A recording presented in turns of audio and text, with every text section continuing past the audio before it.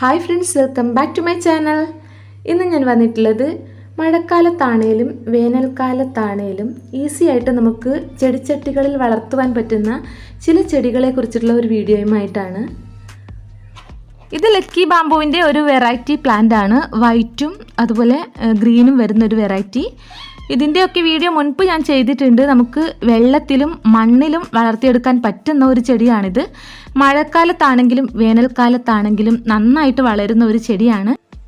Dracaena വിഭാഗത്തിൽപ്പെട്ട ഈ ഒരു ചെടി ബെൽജിയൻ എവർഗ്രീൻ എന്നും റിബൺ പ്ലാന്റ് എന്നും ഒക്കെ അറിയപ്പെടുന്നുണ്ട്. മാറി വരുന്ന കാലാവസ്ഥ ഏതുമാവട്ടെ അതിനോടൊക്കെ പൊരുത്തപ്പെട്ട് വളരുന്ന നല്ലൊരു ചെടിയാണിത്. ഇൻഡോറിൽ നമുക്ക് വളർത്തുമ്പോൾ നല്ലൊരു എയർ പ്യൂരിഫയിങ് പ്ലാന്റ് ആണ്. ശാസ്ത്രീയമായി തെളിയിക്കപ്പെട്ടിട്ടുള്ളതാണ്. അതുപോലെ ഇത് പല രീതിയിലും നമുക്ക് ഡിസൈൻ ചെയ്ത് വെക്കാവുന്നതാണ്. വെള്ളത്തിൽ വെച്ച് വേര് പിടിപ്പിച്ചതിന് ശേഷം നമുക്ക് മണ്ണിലോട്ട് മാറ്റി നടാൻ പറ്റിയ ഒരു പ്ലാന്റ് ആണ്. ഇത് മറ്റൊരു പ്ലാന്റ് ആണ്. ഇതിൻ്റെ പേര് ബിഗോണിയ എന്നാണ്. ബിഗോണിയയുടെ ഒരു വീഡിയോ മുൻപ് ഞാൻ ചെയ്തിട്ടുണ്ട്. അതിൽ വെറൈറ്റി ബിഗോണിയ ഞാൻ പരിചയപ്പെടുത്തിയിട്ടുണ്ടായിരുന്നു. ഇത് മുയൽച്ചെവി എന്നറിയപ്പെടുന്ന ഒരു വെറൈറ്റിയാണ്. മഴക്കാലത്തും അതിജീവിക്കുന്ന ഒരു പ്ലാന്റ് ആണ്. ബിഗോണിയയുടെ മറ്റു പ്ലാന്റ്സ് ഒന്നും മഴക്കാലത്ത് അങ്ങനെ നിൽക്കാറില്ല. കൂടുതൽ മഴ കൊണ്ടാൽ നശിക്കുന്നവയാണ്. പക്ഷേ ഈ ഒരു പ്ലാന്റ് നല്ലൊരു ഫ്ലവറിങ് പ്ലാന്റ് ആണ്. നല്ല ലാസ്റ്റിംഗ് ഉള്ള ഒരു പ്ലാന്റും കൂടിയാണ്. ബിഗോണിയസി കുടുംബത്തിൽപ്പെട്ട ഒരു സസ്യമാണിത്. ഫ്ലവറിങ് പ്ലാന്റിൻ്റെ ഇനത്തിൽപ്പെട്ടതാണ്. ഏകദേശം 1500ഓളം വെറൈറ്റീസ് ഉണ്ട്. ഈ ഒരു വെറൈറ്റി മഴക്കാലത്ത് ഫ്ലവറോട് കൂടി നിലനിൽക്കുന്ന പ്ലാന്റ് ആണ്, നശിക്കില്ല. ഇത് പാൻഡാനസ് വെയ്ച്ചി എന്നൊരു പ്ലാന്റ് ആണ്. പേര് കേട്ട് ആരും ഞെട്ടണ്ട. നമ്മുടെ നാട്ടിൽ സർവ്വസാധാരണയായിട്ട് കിട്ടുന്ന ഒരു പ്ലാന്റ് ആണ്.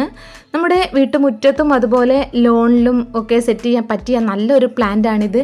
നല്ല വീതിയോടുകൂടി നല്ല നീളത്തോടു കൂടിയുള്ള ഇലകളായിരിക്കും ഇതിന്. അതുകൊണ്ട് തന്നെ ഇത് വെറും മണ്ണിലും അതുപോലെ ഇങ്ങനെ ചെടിച്ചട്ടികളിലും നമുക്ക് ഭംഗിയായിട്ട് വളർത്തുവാൻ പറ്റും.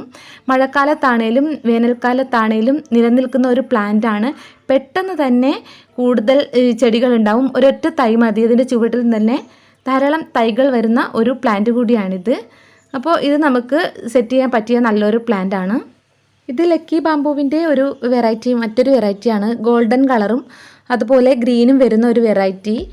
പെട്ടെന്ന് തന്നെ പിടിച്ച് കിട്ടും. ഞാനിത് സൈഡിൽ കാണിക്കുന്നുണ്ട്. ഞാൻ മുൻപ് ഒരു വീഡിയോ ചെയ്തിട്ടുണ്ടായിരുന്നു. അതിൽ ഞാൻ കാണിച്ചിട്ടുണ്ടായിരുന്നു ഇങ്ങനെ വെള്ളത്തിലിട്ട് റൂട്ട് വരുന്ന രീതി. അതാണിത്. അന്ന് വെച്ചിട്ടുണ്ടായിരുന്ന ആ ഒരു കട്ടിങ്സ് ആണ്. പെട്ടെന്ന് തന്നെ റൂട്ട് വരും.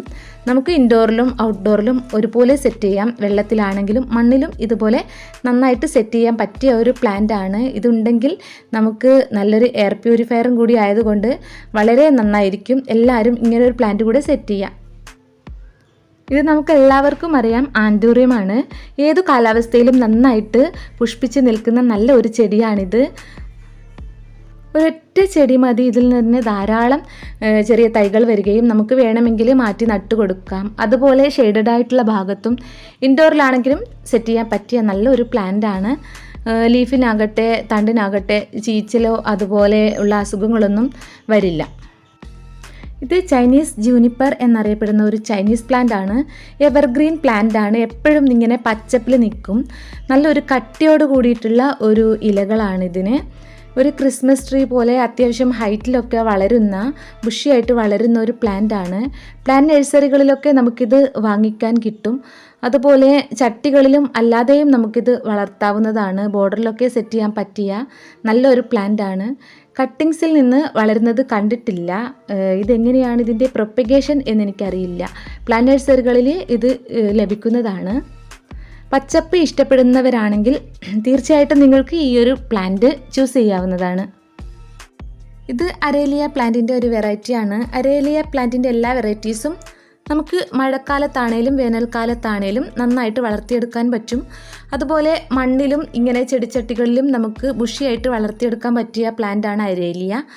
പ്രത്യേകിച്ച് കെയറിംഗ് ഒന്നും ആവശ്യമില്ലാത്ത പ്ലാന്റ് ആണ്. അതുകൊണ്ട് തന്നെ നമുക്ക് ഈസി ആയിട്ട് വളർത്താം. ഇതിൻ്റെ ഒരു കട്ടിങ്സ് മാത്രം മതി. ഇങ്ങനെ ബുഷിയാക്കി നമുക്ക് അരേലിയ വളർത്തുവാൻ പറ്റും. അപ്പോൾ നല്ല പ്ലാന്റ്സ് ഇഷ്ടപ്പെടുന്നവരാണെങ്കിൽ നിങ്ങൾ തീർച്ചയായിട്ടും അരേലിയ സെറ്റ് ചെയ്യേണ്ടതാണ്.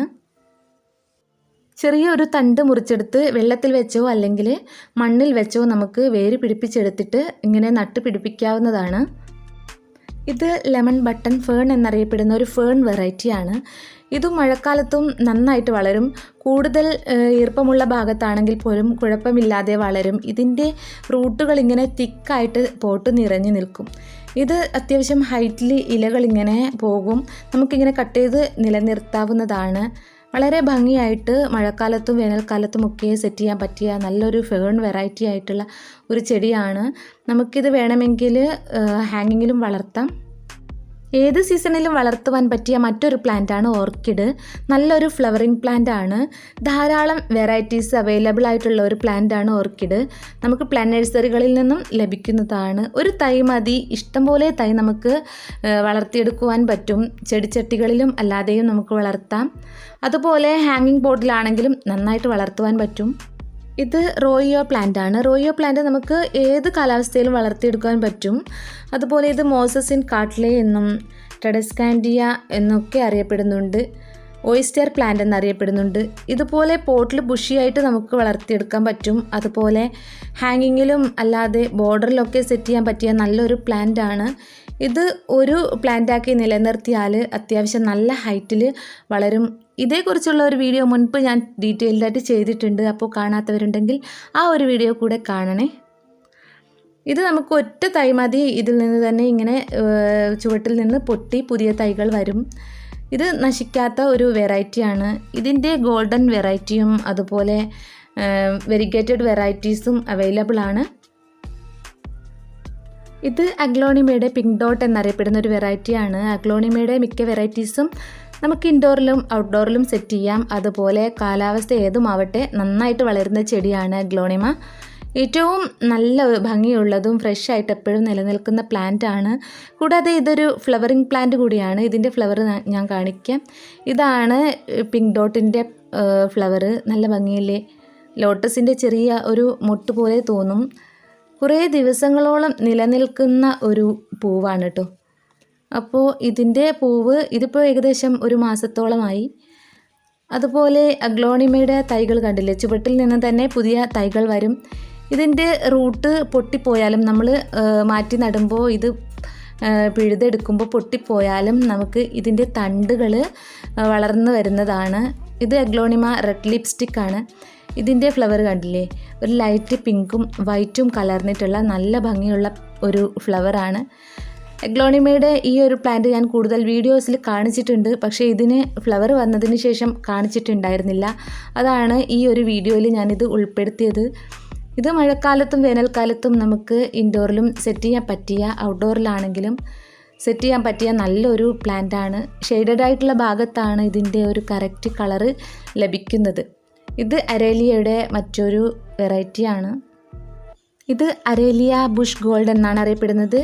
ഗ്രീൻ കളറിലുള്ളതും ഗോൾഡൻ കളറിലുള്ളതും അവൈലബിൾ ആണ്. നല്ല ബുഷിയായിട്ട് പോട്ട് നിറഞ്ഞ് നിൽക്കുന്ന ഒരു പ്ലാന്റ് ആണ്. ഇതിൻ്റെ കട്ടിങ്സിൽ നിന്നും നമുക്ക് തൈകൾ നട്ടുപിടിപ്പിക്കാമെന്ന് കേട്ടിട്ടുണ്ട്. പക്ഷേ എനിക്ക് അത് സക്സസ് ആയി വന്നിട്ടില്ല. ഇതിൻ്റെ തൈകൾ നമുക്ക് ചെറിയ വിലക്ക് തന്നെ പ്ലാന്റ് നഴ്സറികളിൽ അവൈലബിൾ ആണ്.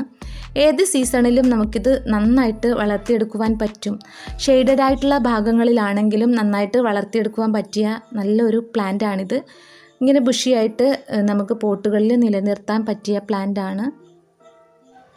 നല്ല വേനൽക്കാലത്താണെങ്കിൽ വാട്ടറിങ്ങിൻ്റെ ആവശ്യമുള്ളൊരു പ്ലാന്റാണ്. നന്നായിട്ട് നനച്ച് കൊടുക്കണം, അല്ലെങ്കിൽ ഇത് കരിഞ്ഞു പോകാനുള്ള സാധ്യതയുണ്ട്.